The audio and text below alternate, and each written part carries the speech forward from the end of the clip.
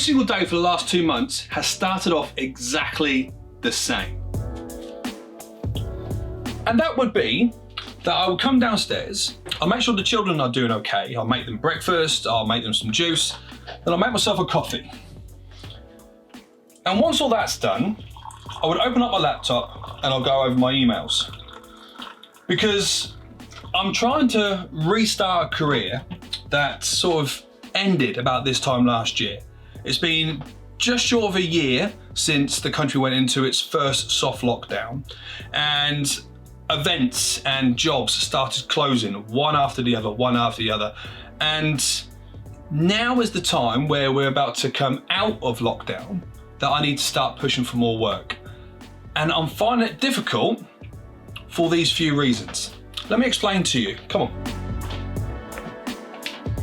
You see, I was only starting out as a photographer by this time last year. I've only just gotten my first couple of jobs being paid to do photography work, and I was starting to climb that ladder. The problem is when the whole world shut down, I was still quite low down on the ladder. And because all photographers are in the same boat, I've even come further down on that ladder that I'm just a bloke at the bottom, sort of like, you know, that guy who holds it up and go, yeah mate, that's all right, yeah, just carry on. That's me at the moment. I also had the plan to shoot this in the studio, but it's absolutely teeming down outside. So we're gonna go into Phoenix's shooting room. So grab yourself a coffee and I'll meet you in there.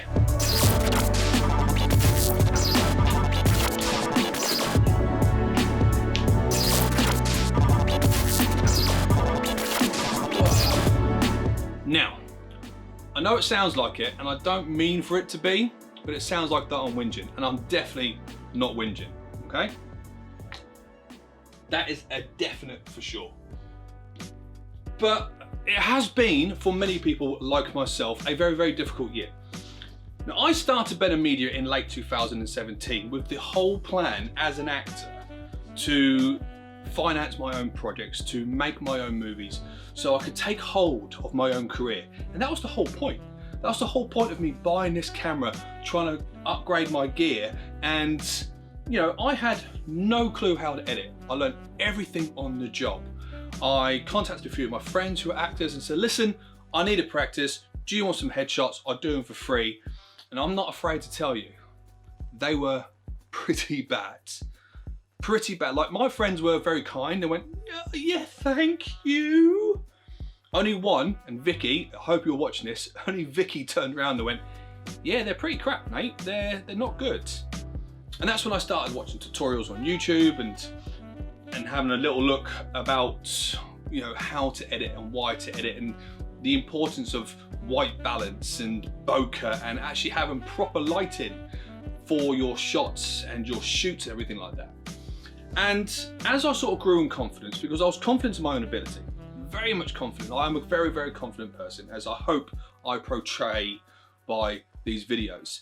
And it was sort of more along the lines of, as I grew more confident in my ability, I grew more confident in the work that I was doing. So I did another shout out. Hi friends, who would like some free headshots? Because I need to practice a little bit more.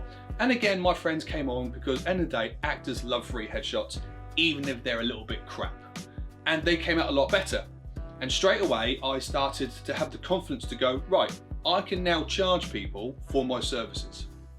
And the biggest plan was, because I wanted to work for actors, with actors, and collect a sort of like a pool of talent. So when I was able to start making my own material, I had friends and contacts everywhere around London go, listen, I've got a short film, do you fancy doing it with me? With the hope that I've started to make enough money to also pay them. Because I also do work on the same factor, that even if you're paying their expenses, you should still pay your talent, your crew, anybody who's working on a project with you, at least something. No one should ever walk away from your set out of pocket. And that is literally the fundamental bottom line of any filmmaker, any photographer, anything like that. Like, you should have something to give back. And yeah, so all of a sudden I started, you know, coming up with prices, like look at the market, what's the average price, and try to sort of be not undercutting myself. And it started to work. I started to get actors call me up and go, listen, I would like to book some headshots with you. And that gave me more confidence as I started taking more photographs, that I started to see or started to look what else I could do to try to make photography my full-time job. Photography to become a job where I can be flexible. I didn't like working in bars anymore because I would have to pick up my kids in the evening. I'll do nothing throughout the day, pick up my children, bring them home, start making them dinner, and then I'll have to say goodnight to them there and then. Say goodbye to my missus, go to work, and by the time I've come home, Phoenix is probably asleep, my babies are asleep, and I have to wake up the next day, do the school runs, and I'm tired. I wanted to start spending my evenings as much as possible at home, and you just didn't get that in bar work. So I started branching out. So I spent the majority of 2018 to 2019 building a reputation of a trustworthy photographer, as a trustworthy and talented photographer to my best ability. And again, it started to work. I was on the first ream of that ladder. I had people sort of calling me back saying, hey, we like your work. Would you like to come and see us? I had the opportunity to work for a really, really big catering company to photograph their food menu. And that was another part of photography that I didn't even think about doing. And I really enjoyed it. I liked taking photographs of food.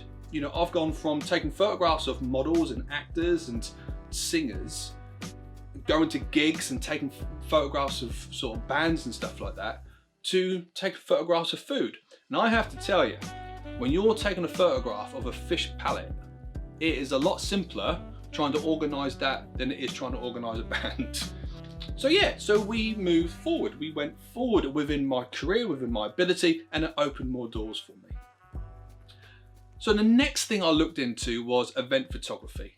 At the beginning of 2019, I thought, how can I wake my way into this? Because I work within events. That was my old job. I was an event manager, and I saw photographers come along to the events, take photographs of people, and they would make really, really good money. I would talk to them. Hi, I'm a photographer. How are you doing? How are you doing? Not too bad. Who do you work for? Oh, I work for myself. Fantastic. And all of a sudden, like, they're opening a whole nother aspect. So again, I Googled and I had a look, I researched, and I found companies who employ event photographers. And I was hired within a space of 5 months by 3. And I was getting sporadic jobs from them. Some I had to turn down because I was committed to my day job. But all of a sudden I found out that I was enjoying the photography work more rather than I was doing with my day job. And I was making more money doing this, which means I didn't need to do my day job as much, which means I spent more time with my family. And it was a no-brainer. So at the beginning of 2020, I went, right, quitting my job, moving on. And that's when it went all sort of like upside down. This time last year, I've been literally getting the memories come up on my Facebook feed going, oh, I know, another event cancelled, don't know what we're gonna do, can't wait for this 2 weeks to be over. Can you remember that? When we thought this coronavirus was gonna last for 2 weeks? Oh, how naive were we all? So yeah, roll on 12 months later and the market is starting to open up again. And even though I probably made it onto the first, maybe even the second tier of that ladder, you know, I was still very, very low down in the pecking order. Even for the companies that I was working for, I was still trying to impress them to show them that I was worth it. I failed and I succeeded in the same breath. But unfortunately, these type of companies have gone bust.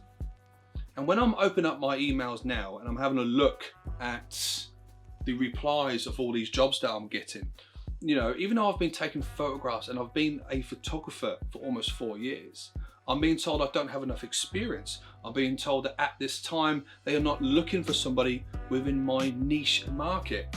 And it's like starting from scratch. It's like for me, 2017. I wish I was still only 35, but it's not the case. It is not the case. So yeah, that's pretty much this video. We are starting from scratch. And again, this is not me whinging, this is not me trying to have a go or anything else like that. It is just so difficult for people in our industry to even get onto the first runs of those ladders, that now we are all starting from scratch again. But I would like to hear your stories.